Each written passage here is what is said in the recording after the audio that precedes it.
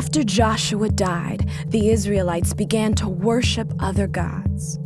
Because of this, God caused them to lose their battles and become slaves of other nations.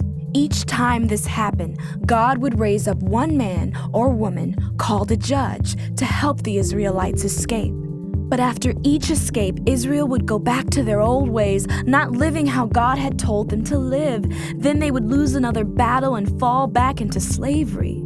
This cycle happened over and over again. At one point, the Israelites were enslaved in a country called Midian. They cried out to God for rescue, and God sent an angel to a man named Gideon to help them. God told Gideon the only way to beat the Midianites was to send only a small number of soldiers, just 300. So, in the middle of the night, the 300 soldiers came to the edge of the Midianite camp, blew their trumpets all at once, and smashed jars with torches in them. The incredible sight and sound this made confused and terrified the Midianites so much they began to kill one another. Gideon and the Israelites chased the remaining Midianites and killed them all.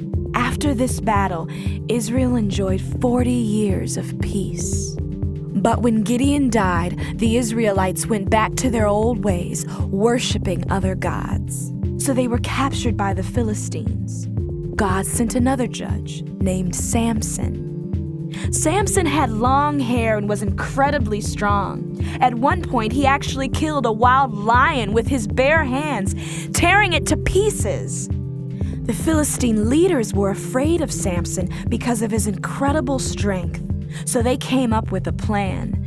They knew Samson had fallen in love with a woman named Delilah, so they paid her to find out the secret behind his superhuman strength. After much convincing, Samson revealed that his long hair made him strong. Soon after, while Samson was sleeping, Delilah led the leaders into his room and they cut off his hair. With his strength gone, the Philistines gouged his eyes out and threw him in prison. While there, his hair grew back and his strength began to return.